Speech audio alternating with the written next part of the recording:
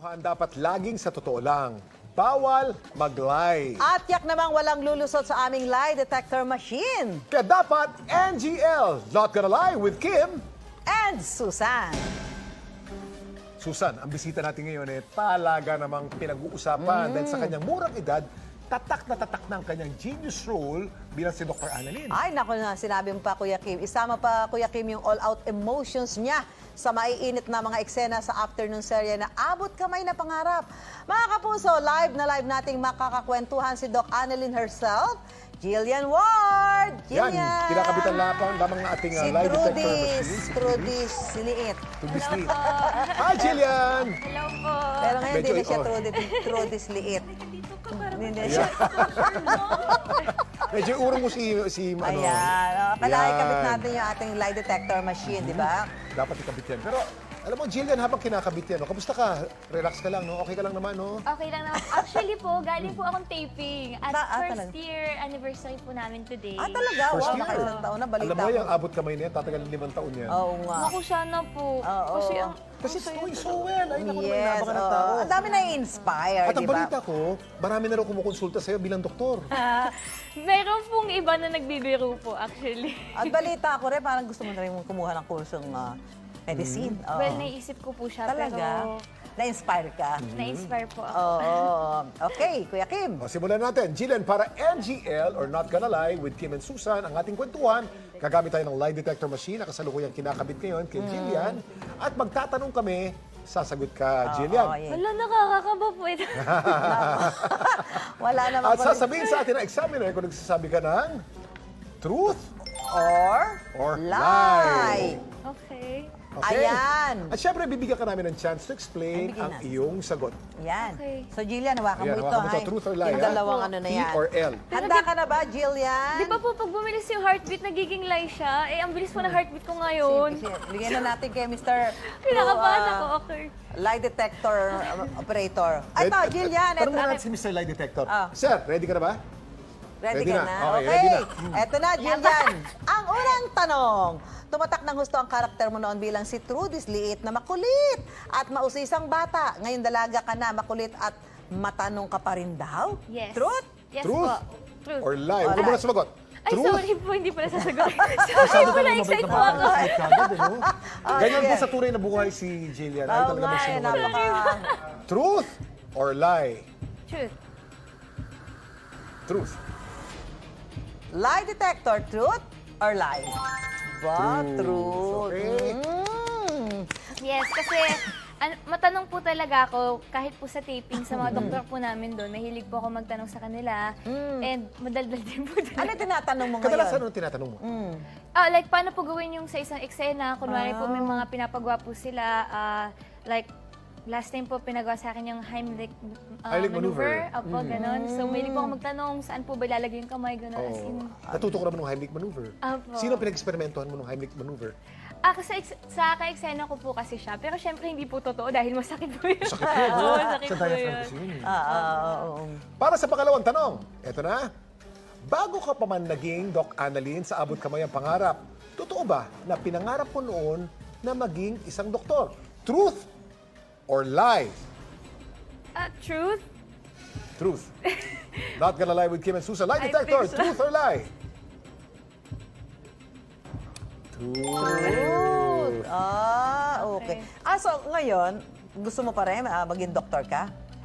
Ngayon po medyo naiisip ko po siya kasi sabi po sa akin nung medical consultant po namin, doktor po namin sa taping na pwede daw po yung memorization skills ko sa field po nila. Talaga? kailangan- So Maraming medyo memorization nakakonsider ko po siya. Oo, syempre Eh, kung kailangan. tatanungin ka ngayon, no, ngayong artista ka na at sikat ka na, papi, pababalikin ka, gusto mo maging doktor o maging artista? Anong pipiliin mo sa dalawa? Sobrang love ko po kasi yung pagiging artista. Aba, syempre And parang buong buhay ko po, ito lang din po talaga yung ginagawa ko po at pangarap ko talaga. Okay, ito, Jillian, para sa pangatlong tanong, ikaw na ang binansagang The New Teen Queen at mas nakilala ka pa sa role mo ngayon. Totoo ba na nahirapan ka sa mga eksenang ginampanan mo bilang batang doktor? Truth or lie? Truth or lie? Not gonna lie, Kuya Kiwim and Miss Susan, truth. Truth not. Lie detector, truth or lie? Ay! Ay! Ay! Hindi ka raw nahirapan. Hindi, Actually, well, ngayon po, hindi na masyado siguro po nasanay. Pero nung una po talaga, as in, iniiyakan ko po siya sa... Talaga? Mag-isa po sa kwarto na sobrang nakaka-stress po kasi siya. Kasi kailangan po, ang mga medical terms is in order po talaga sinasabi. Tama po yung pronunciation. Pero ayun. So, maaaring true, tapos naging dumali na pagkatapos. Dumali. Pwedeng ganun yun eh. Tumalon Pwedeng ganun. siguro doon sa ano, na talagang... Pag tumatalo kasi yung heartbeat mo rito nakikita. Actually, bumilis mo talaga yung heartbeat ko kasi naalala ko po yung mga memories ko nung start ng show. Na talaga kinabahan ka rin, oh. Ito naman, Yan. susunod na tanong. Totoo ba dahil sa kasikatan ng iyong karakter na si Doc Annalyn, inakala ng iba na doktor ka talaga at may nagpapagamot daw sa'yo? Truth or lie? Not gonna lie, Kuya Kim, medyo truth. Truth. Oh, may nagkukusot. Lie detector. Truth or lie? True. Ay, may nagpapaano na sa Ano yung kanya. tanong mo? Ano tinatanong sa iyo pag nakikita ka? Kung ano-ano po, like, Like? may ano, masakit daw yung ulo nila, ganun, papagamot daw po sila sa puso.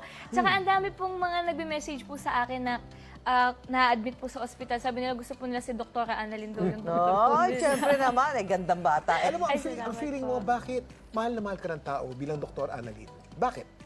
Siguro po kasi yung story po talaga namin sobrang inspirational. And si Annalyn po kasi yung character po talaga na yun is marami pong values eh. Oo. Kumbaga, Mabait na doktor. Opo, hindi lang po siya masipag na doktor at makatao. Kumbaga, hindi niya po nakakalimutan yung nanay at tatay niya din, yung family niya. Sino ang pinaka-favorite character mo sa lahat ng mga kasama mo dyan sa show? Well, sasabihin ko po, favorite ko si Dr. Annalyn. Next to Dr. Annalyn? Next, si Nanay Lynette. Feeling ko po si Nanay Lynette. Nanay Lynette. Lagi po ako natatouch sa Oh, Julia, siyempre may tanong kami tungkol sa love life mo. Aba? Nako, sa dami ng boys na umaaligid sa iyo doon sa afternoon drama na Abot Kamay na Pangarap. Marami na rin daw ang nandiligaw sa iyo sa totoong buhay. Real life. Truth or lie? Truth or lie? lie. Not gonna lie. Lie. Lie! Okay, lie detector! Truth or lie? Ay, Lie! ay, nag-lie ka daw. Walang naliligaw sa'yo. Bakit walang naliligaw sa'yo? Well, hindi po kasi ako nagpapaligaw po talaga. Pero may mga nagpapakit po. Pero kasi parang ako po myself, iniiwasan ko po muna. Sino sa mga cast members nyo ang Ang nagpapakute sa'yo? Ay, ako masagot. Sabihin mo na. Walang makakaalam nito. Tayong tatlo lang nakakaalam Tayong nito. tatlo lang yan. Tayong tatlo lang. Bubulong ko na lang sa inyo. Bulong ka. Sino? Bulong mo sa akin. Sino? Tayo lang yan. Ayoko na kayo. Hindi ko sasabihin. Sige na. Ano? Basta meron sa kanila, I think. Ayawan ko! Ayaw talaga magsalita. Pinapayagan ka naman ng mami mo magka-boyfriend. Hindi po. Hindi po. 18 Pero, ka na eh. ano po kasi, mas stricto po ako sa sarili ko kaysa stricto po sa akin yung mga nasa paligid ko. Kasi parang sabi po nila, enjoyin ko po yung pagkabata ko. So ako Tama po myself, naman. parang gusto ko po mag-focus muna sa work. Magaling. Kuya Kim, isang taon na yung nakasama natin tuwing hapon sa television si Doc Annalyn. Ang trending series nilang Abot Kamay Pangarap, nagdiriwang ng kanilang first anniversary. Yay! Yes! Happy anniversary, Julia! Thank you for joining us and thank happy you po. anniversary, Doc. Sige, diyan ka lang. Like your Madami akong... Thank you. Of course, happy Ayan, anniversary! Happy anniversary! Happy anniversary, Jillian! At sa mga kasama mo sa Abot Kamay na Pangarap, happy anniversary sa inyong lahat! Congratulations! Ayan. I love you. Doc Ako Annalyn, ay, tingnan niyo po, hindi ako Ano po nandyan si Patricia ang bahala sa'yo. Marami po kasi nakapulupot kay Jillian. Kailangan natin Thank you alisin. so much po. How are you feeling right now? Naka 1 year na kayo. Sobrang saya ko po, Kuya Kim, kasi sabi ko nga po parate, sa 13 years ko po sa industry, ito po yung pinakamasayang set ko talaga. Talaga. As in, At lahat malayo po pa. sila. Opo. malayo Minsan pa. nga po pag naisip ko po yung bonding namin, minsan naiiyak talaga ako kasi parang family po talaga kami sa tape. Oh, syempre, tagal nyo na eh. No? Talaga magkakaroon na kayo ng ganun ka-intact na relasyon. Oo. Jillian, maraming salamat sa katotohanan at yung tapang na pagsagot sa aming mga tanong. Ito ang Yan, cake. Galing sa Congratulations! aming lahat. And Happy more first anniversary. power. Maraming salamat. Okay bang kainin yan, Doc Annalyn? Masama ba sa kalusugan pag kinain namin yung cake?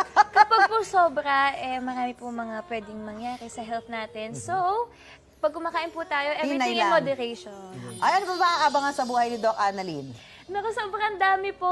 Katulad po sa mga latest episodes po namin, titingnan po natin kung kakampihan na po ba ni Zoe si Annalyn or kakampihan niya po ang nanay niyang si Mamoy. Yun, abangan nyo yan. Oo. Okay, maraming salamat, Jillian. Isang malaking karangalan na nandito ko ngayon. It's so refreshing na makasama po natin si Jillian. Mga kapuso, di ba mas masarap ang kwentuhan kung laging sa totoo lang? Ayaw, wag ka! Not gonna lie with Kim. And Susan!